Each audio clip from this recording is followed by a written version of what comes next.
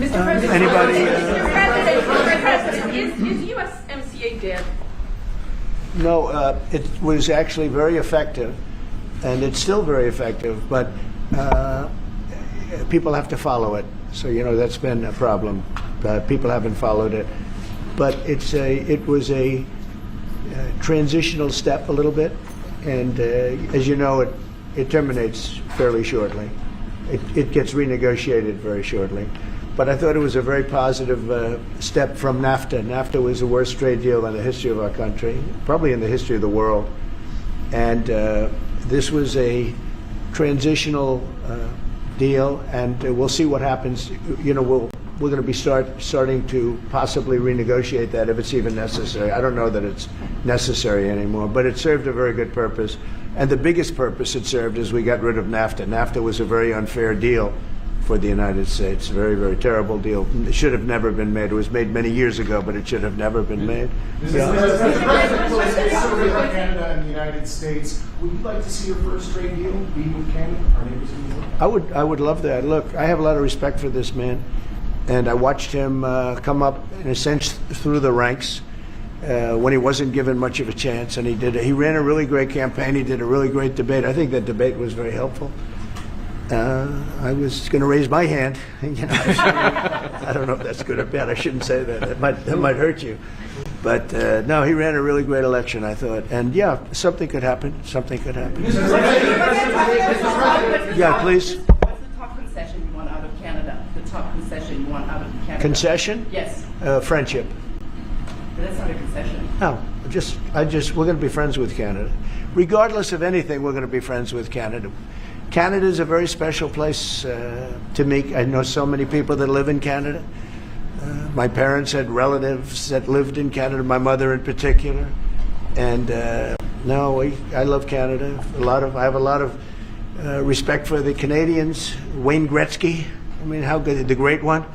You happen to have a very, very good hockey player right here on the Capitals, who I have a lot of. He is a big, tough cookie too. He just broke the record, and he's a great guy. And we had the team here, and I got to know a lot of the players. But now Canada is a very special place. Yeah. You said on USMCA, is the U.S. prepared to walk away from that pact?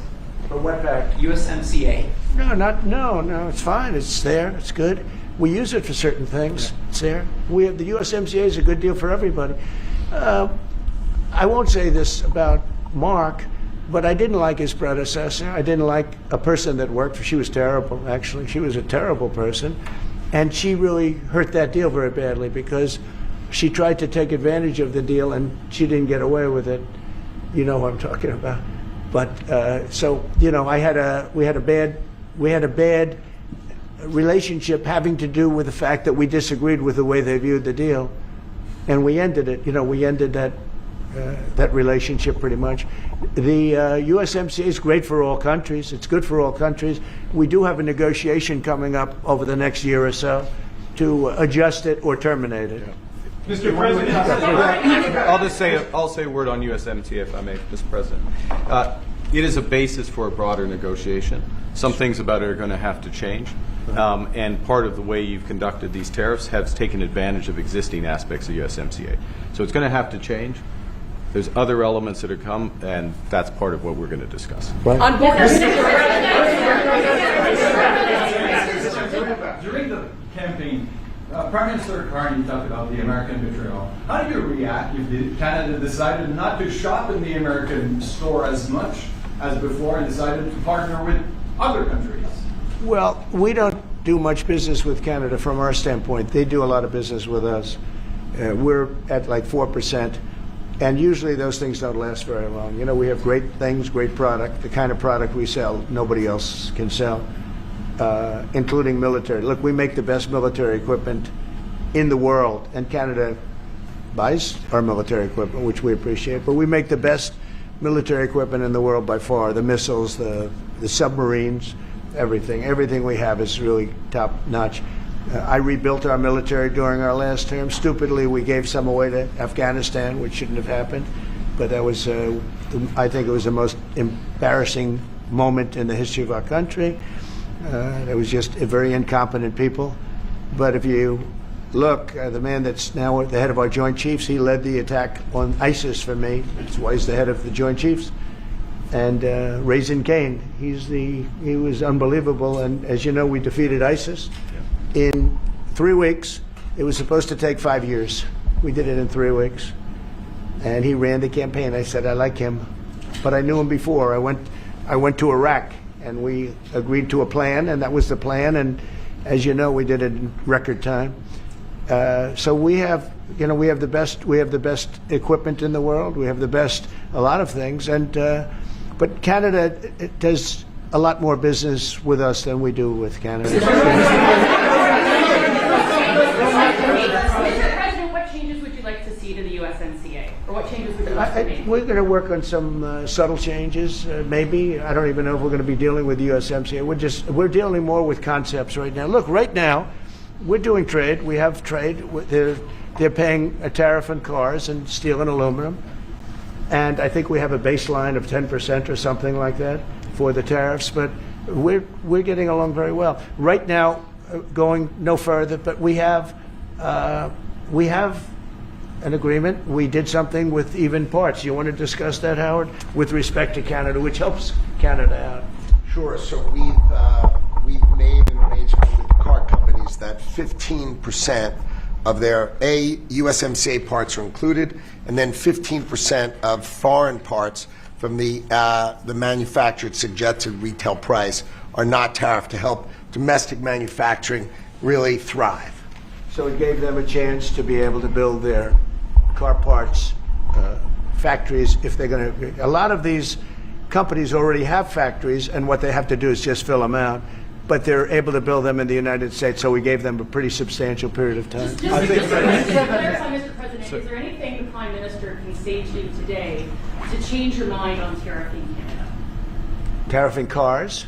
Tariffing Canada. Is there anything he could say to you in the course of your meetings with him today that would get you to lift tariffs on Canada? No. Why not?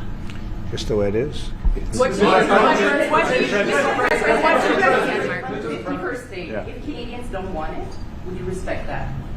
Sure, I would. But this is not necessarily a one-day deal. This is over a period of time they have to make that decision. Yes, go ahead. Yeah, if I may. Respectfully, Canadians' view on this is not going to change on the 51st day.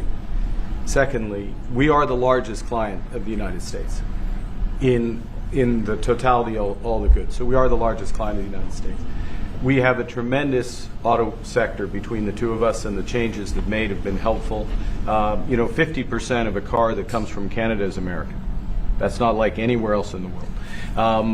And to your question about is there one thing? No, this is a bigger discussion. There are much bigger forces involved, and this will take some time and some discussions, and that's why we're here, to have those discussions, and that is represented by who's sitting around the table. See, the conflict is, and this is very friendly. We're not. This is not going to be like we had another little blow up with somebody else. That was a much different. This is a very friendly conversation. But we want to make our own cars. We don't really want cars from Canada, and we put tariffs on cars from Canada. And at a certain point, it won't make economic sense for Canada to build those cars. And we don't want steel from Canada because we're making our own steel, and we're having massive steel plants being built right now as we speak. We really don't want Canadian steel, and we don't want Canadian aluminum and various other things because we want to be able to do it ourselves. And we, because of past thinking of people, we have a tremendous deficit with Canada. In other words, they have a surplus with us. And there's no reason for us to be subsidizing Canada. Canada's a place that will have to be able to take care of itself economically. I assume they can. I will tell you that Trudeau, when I spoke to him, I used to call him Governor Trudeau. I think that probably didn't help his election. But when I spoke to him, I said, so why are we taking your cars? Why are we taking we want to make them ourselves. I mean, I said, and if the price of your cars went up, or if we put a tariff on your cars of 25%, what would that mean to you? He said that would mean the end of Canada. He actually said that to me. And I said, that's a strange answer, but I understand his answer, but no, I mean, it's hard to justify subsidizing Canada to the tune of maybe $200 billion a year. We protect Canada militarily, and we always will. We're going to, that's not a money thing. But we always will. But, it's not fair. But why are we subsidizing Canada $200 billion a year, or whatever the number might be? It's a very substantial number. And it's hard for the American taxpayer to say, gee whiz, we love doing that. Thank you very much. We're going to have a very substantial. Thank you. Thank you very much.